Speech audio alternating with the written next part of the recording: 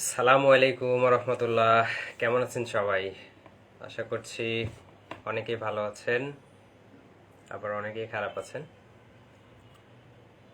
তো ছোট একটা লাইভ হবে গতকালকে চতুর্থ বর্ষের রেজাল্টের উপরে। জাস্ট দুইটা কথা বলবো। আমাদের পেজে তো আপনারা একেবারে মেসেজ করতে করতে আমাদেরকে পিষ্ট করে ফেলছেন।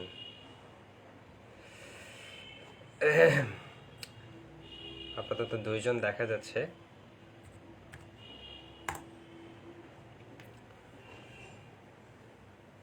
আচ্ছা, কয়েকটা কথা বলবো। সেটা হচ্ছে গতকাল যে চতুর্থ বর্ষের জাতীয় বিশ্ববিদ্যালয়ের চতুর্থ বর্ষের রেজাল্ট দিয়েছে, সেটা নিয়ে মূলত দুইটা কথা।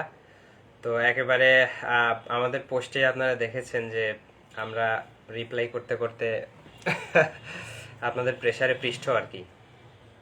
এবং আরেকটা বিষয় হচ্ছে, আমরা গতকালকে থেকে আজকে পর্যন্ত মোটামুটি 350 থেকে 400 জন স্টুডেন্টদের রেজাল্ট দেখে দিয়েছি। যদিও এজন্য আমাদের অনেকটাই কষ্ট হয়েছে। আমাদের টিম মেম্বাররা যারা আছেন তাদের তো একেবারে অবস্থা খারাপ, তাছাড়া মেসেজের রিপ্লাই, মেসেজের প্রেশার তো আছেই। এখন কথা হচ্ছে যে অনেকেরই মন ভালো, আবার অনেকেরই মন খারাপ। এর কারণ সবাই জানেন যে কেউ কারো আশানুরূপ রেজাল্ট হয়েছে, কারো হয়নি, কেউ পাশ করেছে, কেউ ফেল করেছে। তো এখন কথা হচ্ছে যে অনেক প্রশ্ন আসে যে আমার তো একটা কোর্সে ফেল আসছে, আমি কি বোর্ড চ্যালেঞ্জ করব বা স্ক্রুটিনির জন্য অ্যাপ্লাই করব?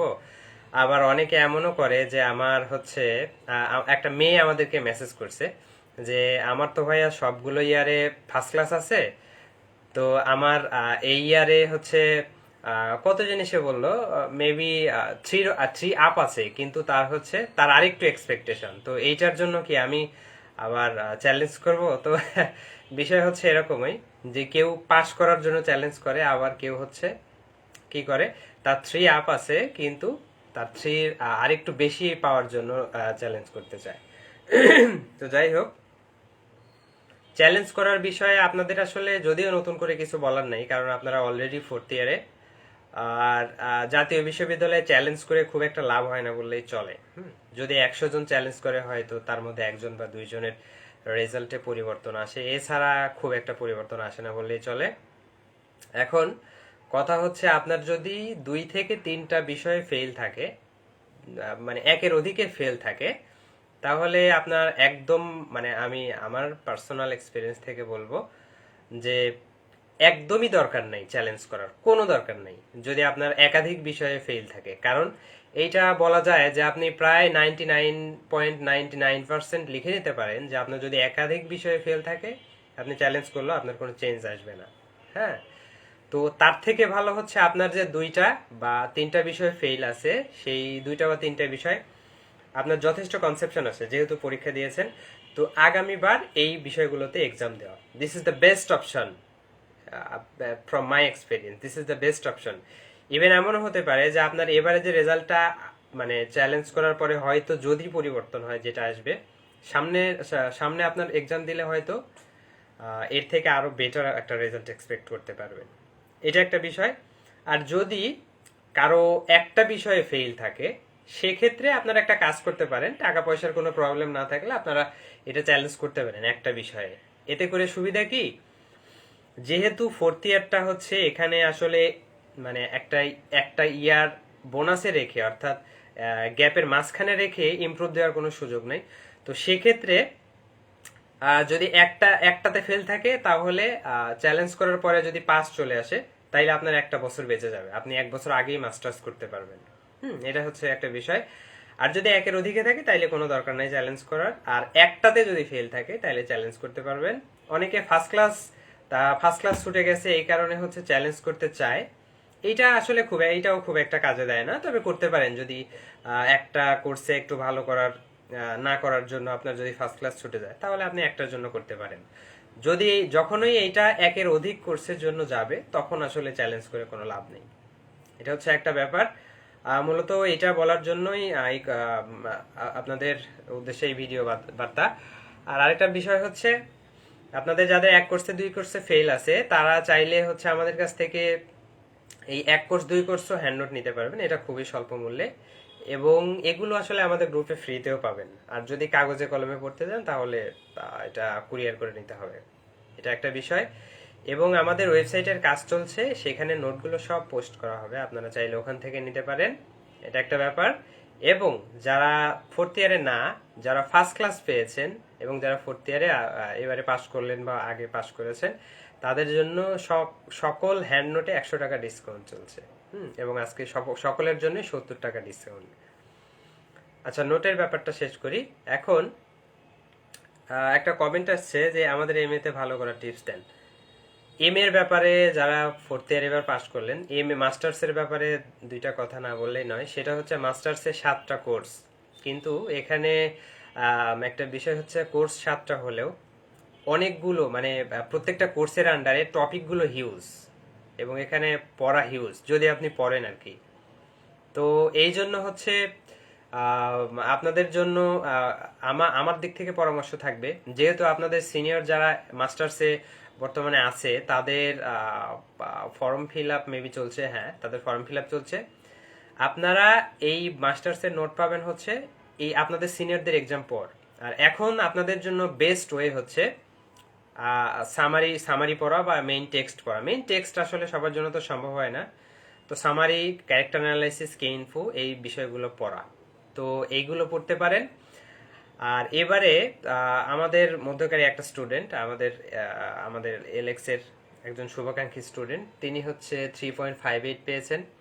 তো ওনার লেখাতেও আছে, এবং আমরা বরাবরই যেটা বলে থাকি যে পরীক্ষায় ভালো ফলাফল করার বেস্ট ওয়ে হচ্ছে হিউজ ইনফরমেশন পিক করা। সুতরাং আপনি একটা টেক্সট থেকে, আপনি একটা টপিক থেকে যত ইনফরমেশন পিক করতে পারবেন, আপনার পরীক্ষার খাতায় আপনার মার্ক বেশি পাওয়ার সম্ভাবনা তত আসবে। মার্ক বেশি পাওয়ার এটা একটা কৌশল।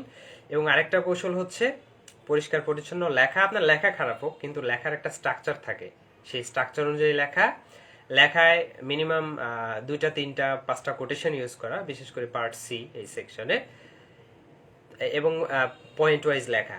আর আরেকটা বিষয় হচ্ছে কখনোই আমাদের নোট বা স্টাডি গাইড মুখস্থ করতে যাবেন না। স্টাডি গাইড মুখস্থ করা অনেকের কাছে প্রায় ইম্পসিবল, কারণ ওখানে ভাষা অনেক কঠিন। আর আমাদের নোটের ভাষা তুলনামূলক সহজ, সেক্ষেত্রে মুখস্থ করা সহজ, কিন্তু আমরা সবসময় মুখস্থ করতে নিষেধ করি। আমরা সবসময় বলি যে আপনি টপিক কভারেজটা ভালোভাবে করেন, এরপরে আপনি হচ্ছে নোটগুলো পড়েন এবং এইটা বুঝে নিজের মতো করে লেখা ট্রাই করেন। আশা করছি বেটার একটা রেজাল্ট পাবেন।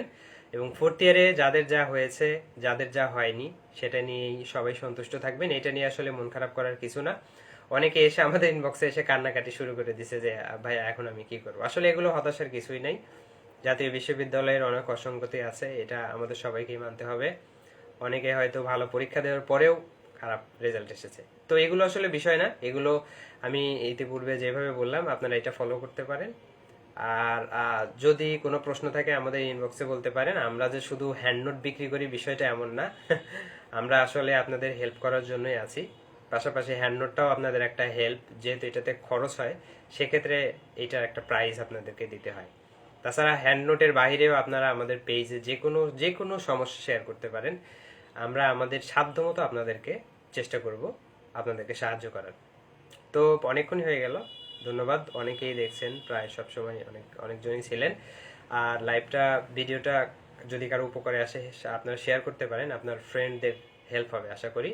আর কোনো প্রশ্ন থাকলে অবশ্যই জানাবেন এই ভিডিওর কমেন্টে অথবা আমাদের ফেসবুক পেজের ইনবক্সে। এবং আমাদের ফেসবুক পেজ হচ্ছে লিটারেচার এক্সপ্রেস, যেটা থেকে এখন আমরা লাইভে আছি। তো থ্যাংক ইউ সো মাচ।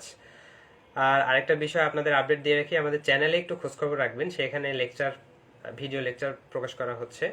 আমরা ভেবেছিলাম পেইড ক্লাসের ব্যবস্থা করার, কিন্তু মনে হলো পেইড ক্লাস অনেকেই করতে পারবে না সময়ের স্বল্পতার কারণে। তো আমরা হচ্ছে আমাদের ইউটিউবে ক্লাস দিচ্ছি, এটা ফ্রি, এবং ক্লাসগুলো দেখলে আশা করি আপনারা হেল্প পাবেন। ফ্রিতে সামারি পড়তে পারবেন আমাদের ওয়েবসাইটে, বাংলা ইংরেজি সামারি আমাদের ওয়েবসাইটে পড়তে পারবেন। ফ্রিতে নোট পড়তে পারবেন আমাদের ওয়েবসাইটে, এবং ফ্রিতে হ্যান্ড নোট পাবেন আমাদের হচ্ছে গ্রুপে। আচ্ছা, আরেকটা প্রশ্ন আসছে ভাইয়া, 18-19 এর ফোর্থ ইয়ারের এক্সাম কোন মান্থে হবে? এটা আসলে আপনাদের নেক্সট যে ফোর্থ ইয়ার, আপনাদের অনেক দেরি আছে, কারণ ইশরাত জাহান জান্নাত, আচ্ছা আপনাদের দেরি আছে, কারণ হচ্ছে কি কিছুদিন আগে বলতে এই কয়েক মাস আগে আপনাদের ফোর্থ ইয়ারের এক্সাম গেল। তাছাড়া সামনে নির্বাচন আছে, নির্বাচনের পরে যদি নির্বাচন সুষ্ঠুভাবে হয়, দেখা যাচ্ছে নির্বাচন হওয়া, পরিবেশ শান্ত হওয়া এবং নির্বাচিত যে জনপ্রতিনিধি আছে তাদের হচ্ছে শপথ গ্রহণ, ডিফারেন্ট কাইন্ড অফ অ্যাক্টিভিটিস আছে। বাংলাদেশের পলিটিক্যাল সিচুয়েশন সম্পর্কে তো আপনারা সবাই অবগত আছেন। তো এতে করে হতে হতে হয়তো আগামী মাসের মে জুন জুলাই এরকম আসতে পারে আপনাদের ফোর্থ ইয়ারের পরীক্ষা। ঠিক আছে, থ্যাংক ইউ সো মাচ, অনেকক্ষণ কথা হলো। কোনো হেল্প লাগলে অবশ্যই লিটারেচার এক্সপ্রেস প্রাইজে মেসেজ করতে হেজিটেট ফিল করবেন না। আবারও সবাইকে ধন্যবাদ।